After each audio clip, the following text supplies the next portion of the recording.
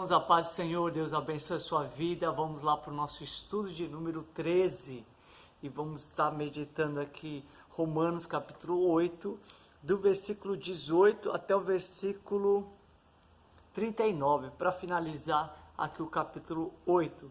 O título você coloca mais que vencedor por meio de Jesus Cristo, amém? Mais que vencedor por meio de Jesus Cristo. No estudo anterior, aprendemos sobre a vida no Espírito, ter a mente do Espírito, a nossa mente voltada para o Espírito de Deus e não a nossa mente voltada para a nossa natureza. O estudo ainda anterior falamos sobre a natureza e Paulo colocando o exemplo dele, que mesmo ele sendo um homem cheio do Espírito Santo, um homem de conhecimento bíblico, um homem de oração, de jejum, ele também lutava contra a sua própria natureza. E agora nós vamos aprender como ter essa vida mais que vencedor por meio de Jesus. Então Paulo começa aqui no versículo 18, considero que os nossos sofrimentos atuais, ou seja, todas essas lutas, toda essa adversidade, não pode ser comparado com a glória que nos será revelada. Ou seja, quando nós focamos o futuro, quando nós focamos as promessas do Senhor, que um dia seremos arrebatados, que um dia estaremos com o Senhor no céu, que o nosso nome já está escrito no livro da vida, isso vai nos gerar esperança. E ele diz que essa esperança, ela nos dá vitória também. Quando você tem um foco, quando você está determinado, as coisas serão muito mais fáceis, Ou seja, você está se esforçando, vou dar um exemplo, você está se esforçando para emagrecer. E de repente, se você não tiver um foco, se você não tiver um objetivo, o porquê você precisa emagrecer, para que você quer emagrecer, logo em seguida a tentação, aquele prato doce, aquela sobremesa, vai fazer você esquecer do seu compromisso e você vai acabar comendo e você vai passar os dias, vai passar a semana, um mês, você não vai conseguir emagrecer nada. Agora, quando você tem um foco, um objetivo, por exemplo, um atleta que precisa emagrecer, ou o médico te diz que você precisa emagrecer, então isso é um objetivo. Paulo coloca o objetivo de olhar para o futuro, olhar para a glória, isso vai te capacitar a você também guerrear, sofrer, lutar, sabendo que a recompensa nos aguarda, será muito poderosa. Ele fala que é incomparável os nossos sofrimentos com a glória futura. Aí agora passando aqui os versículos um pouquinho mais para frente, diz que da mesma forma, ou seja, ele vai colocar um exemplo, da mesma forma, assim como essa visão, esse objetivo nos dá esperança, nos dá força, ele fala da mesma forma, ele coloca assim, o 26. O Espírito nos ajuda em nossa fraqueza. Olha só que interessante, o Espírito Santo nos ajuda em nossa fraqueza. Porque não sabemos orar, mas o próprio Espírito intercede por nós com gemido inexprimível. Ou seja, o Espírito Santo, ele habita em nós, não porque nós somos perfeitos. Ele habita em nós porque foi um presente dado por Jesus e por causa da nossa natureza que é fraca. Então está escrito, o Espírito nos ajuda em nossa fraqueza. Não é porque você é forte que o Espírito Santo habita em você. Não é porque você é consagrado que o Espírito Santo habita em você. Ele habita em você porque realmente nós somos fracos, Somos fracos, precisamos de uma ajuda. E Ele é aquele que nos ajuda e diz que não sabemos orar. Ou seja, esse negócio de achar que a gente aprende a orar, que sabe orar, deixa comigo que eu oro bem, deixa comigo que eu sei colocar muito bem as palavras.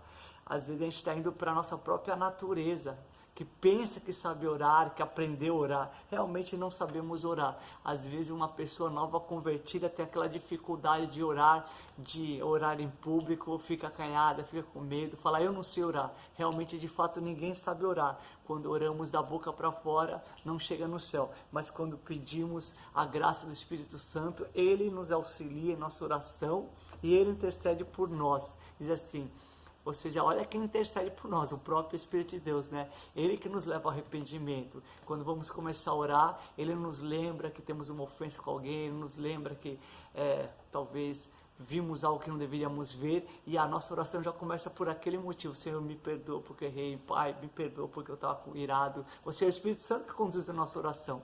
Quando não estamos guiados pelo Espírito Santo, podemos cometer o erro de sair orando, Senhor, eu abençoo, eu profetizo, vai ser curado. O Espírito Santo fala, opa, você não pediu a minha direção. Então, precisamos da orientação do Espírito Santo até mesmo nas orações, e Ele intercede por nós. Aquele que sonda os corações conhece a intenção do Espírito, porque o Espírito intercede pelo santo de acordo com a vontade de Deus. Ele vai nos colocar de acordo com a vontade de Deus. Aí continua aqui no 28. Sabemos que Deus age em todas as coisas para o bem daqueles que o amam, dos que foram chamados de acordo com o seu propósito. Ou seja, todas as coisas cooperam para o bem daqueles que amam a Deus, mas para aqueles que andam segundo o seu propósito. É um propósito de Deus. Quando você vive o propósito de Deus, Deus vai permitir várias coisas, várias situações, tudo para nos moldar, tudo para nos corrigir. Lembre-se da vida de José, né? José tinha um plano, tinha um propósito. O propósito de Deus era ter um governador ali no Egito para poder ter mantimento de alimento, para depois poder proteger todo Israel.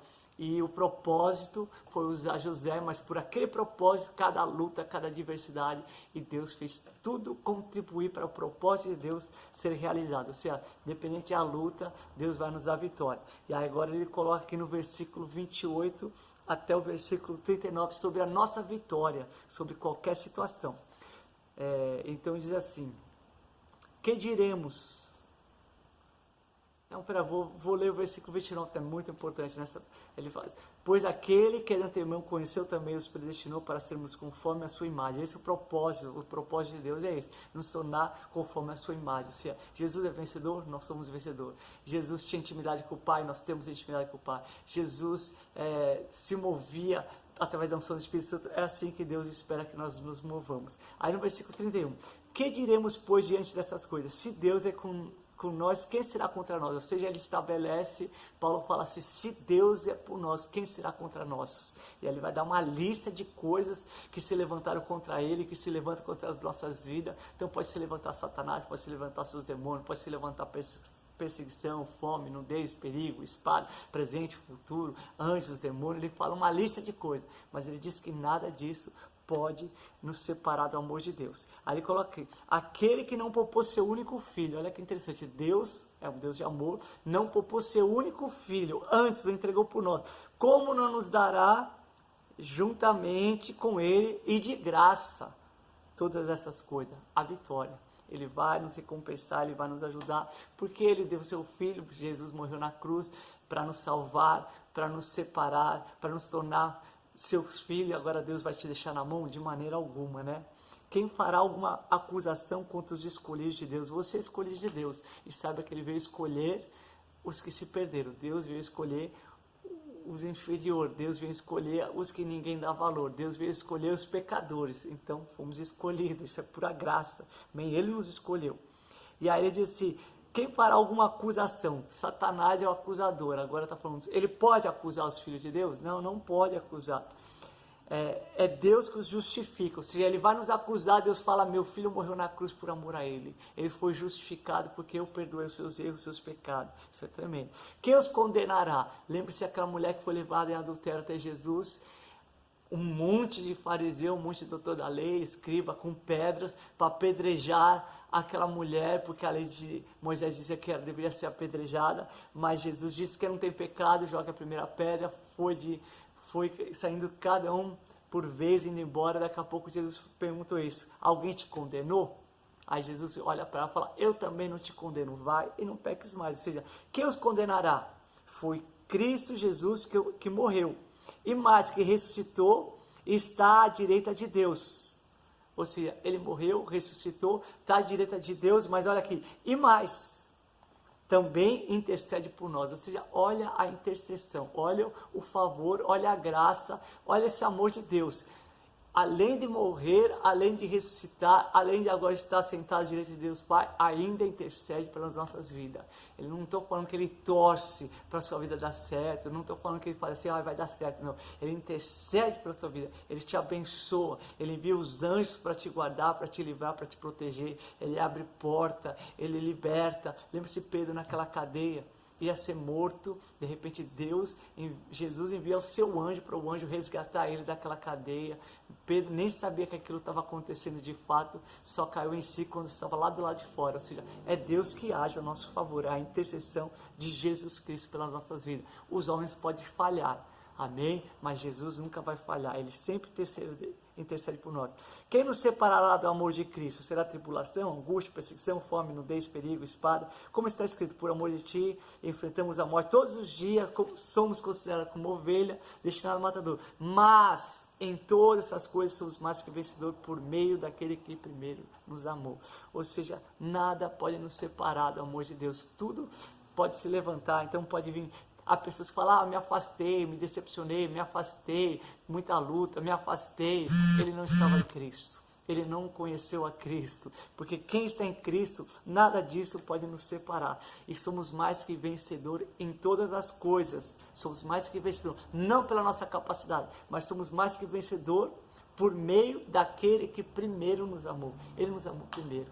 Amém? Ele nos amou, Ele nos escolheu, Ele mostrou seu amor e por meio dele somos mais que vencedores. Pois estou convencido, ou seja, é isso que tem que estar no seu coração para finalizar. Esteja convencido, ou seja, coloque a certeza no seu coração, 100% certo, de que nem a morte, nem a vida, nem anjo, nem demônio, nem presente, nem futuro, nem qualquer poderes, nem altura, nem profundidade, nem qualquer outra coisa desta criação será capaz de nos separar do amor de Deus que está em Jesus Cristo. Nada pode separar do amor de Deus, porque Deus, ele olha para o seu Filho Jesus Cristo. Jesus Cristo que te reconciliou com Deus, Jesus Cristo que te aproximou do Pai, e agora nada pode separar. Não vai ser nada que vai separar, vai quebrar esse vínculo. Amém? Deus te amou, Ele entregou seu Filho, Jesus te perdoou, você foi justificado, e nada pode te parar, nada pode te brecar. Você é mais que vencedor por meio de Jesus, amém? Que Deus te abençoe, que essas vitórias venham todas para sua casa, para tua família, no nome do Senhor Jesus, amém.